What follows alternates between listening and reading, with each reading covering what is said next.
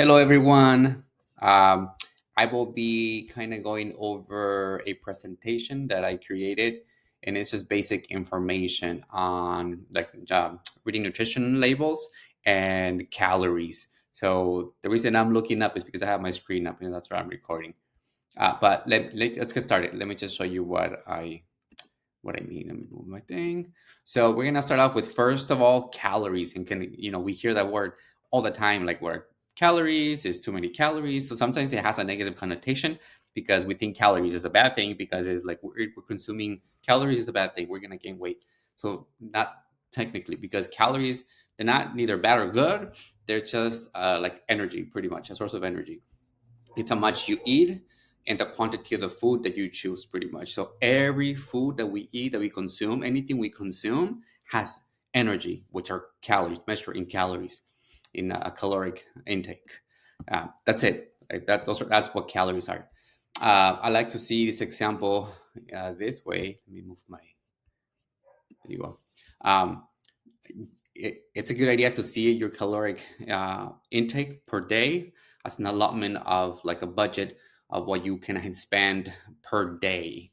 Okay, so for example, if you have 2,000 calories per day, which and then those calories are defined by different things. So like it could be that could be your caloric intake for like your maintenance where you stay the same, or it could be in a slight surplus where you're gaining weight, or when you're trying to gain muscle or weight or whatever, or typically in a deficit which is less than your maintenance, and that is what puts you well, that's how it makes you lose the weight pretty much. So whatever that number is, that's your allotment for the day, kind of like this like a budget, right? Like a financial budget for the day.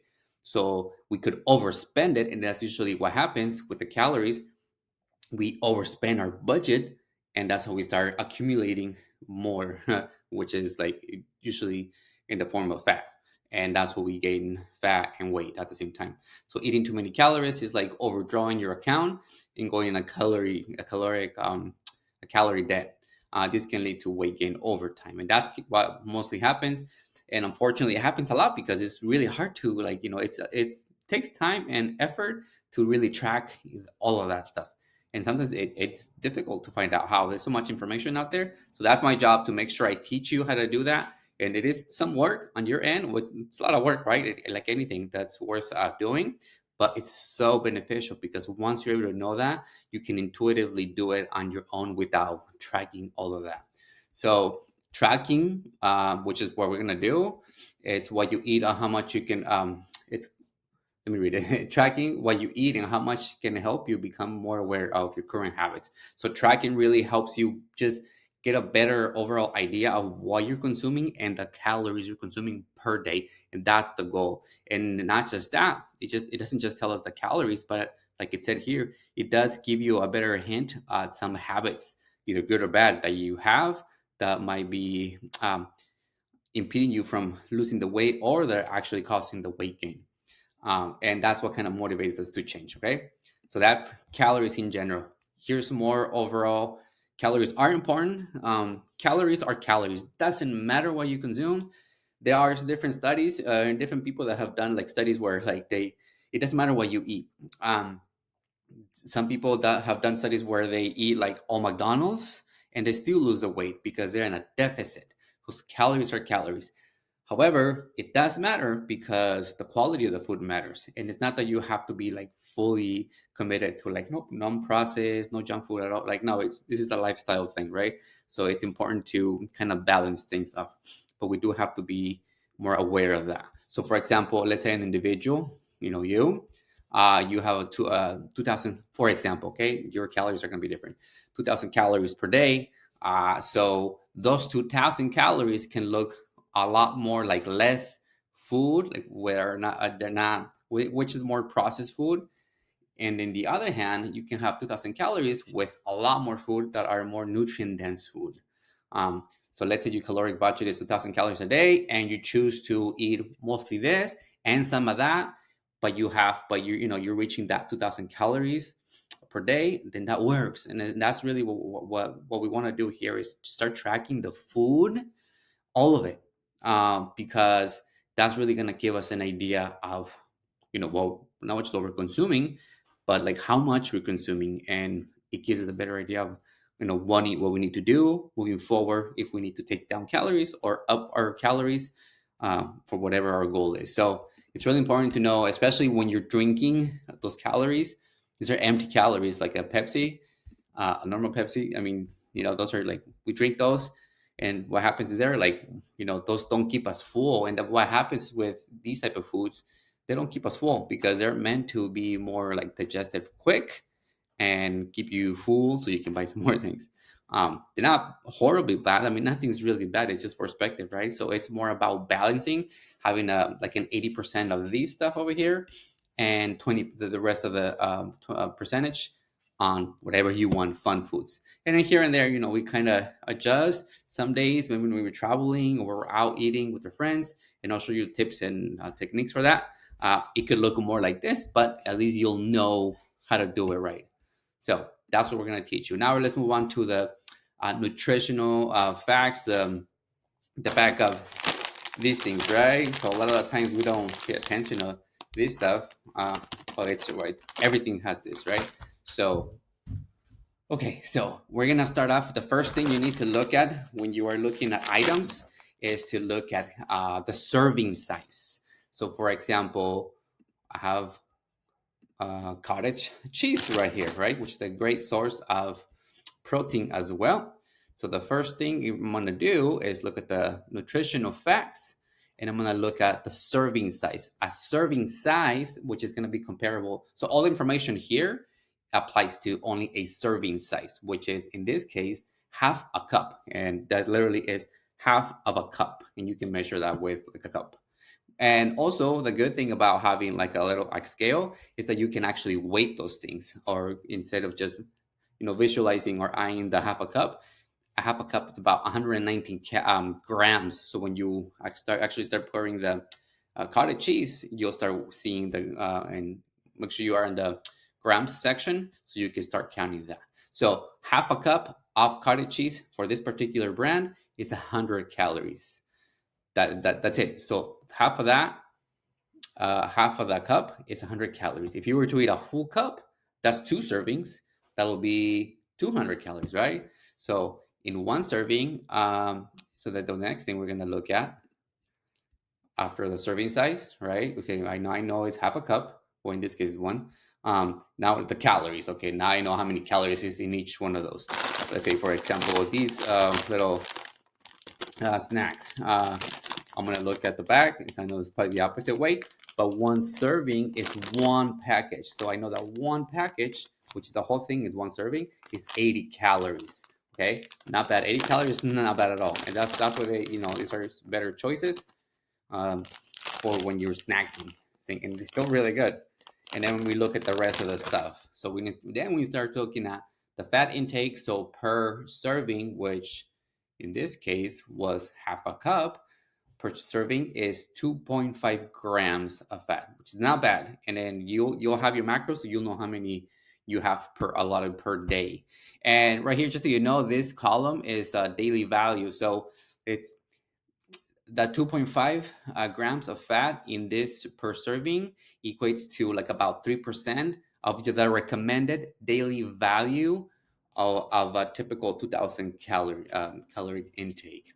And we start looking at those more later on. I don't want you to worry about all these things. It's important when you buy like frozen food and all other things that have like high sodium, that sometimes they're labeled like healthy options, but that's why it's so important, because to know how to read these labels, because they do trick you, unfortunately, and they try to sell it as better choices, and not necessarily that they're bad, but we have to balance everything. But we'll worry more about that later. So the fat intake, cholesterol, over here, like sodium, 410 milligrams of sodium per serving, which is half a cup, and that's about 18% of your daily value. So if your caloric intake is like 1200, then it's a lot smaller. That's going to take a big chunk of your sodium intake, which is fine if you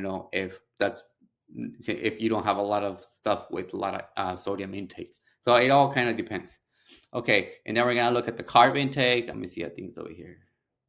Carbs, 7 grams per serving, good. And then the big one is protein, 13 grams of protein per serving, which is half a cup. That's great.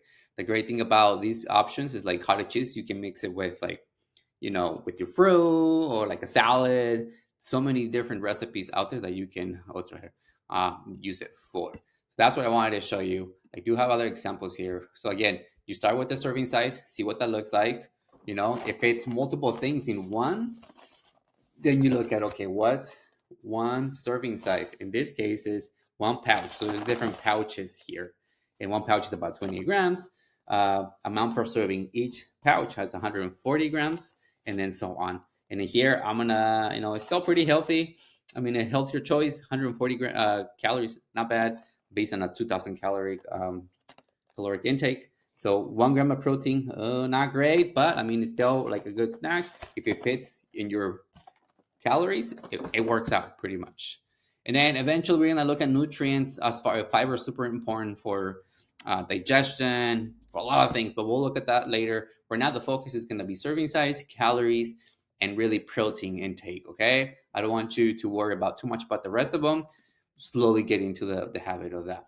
The thing about with using my Fitness Pal, I open it up here on my phone, and then, for example, I'm gonna look for this particular item that we had here. I typed it in and to see if it would find it.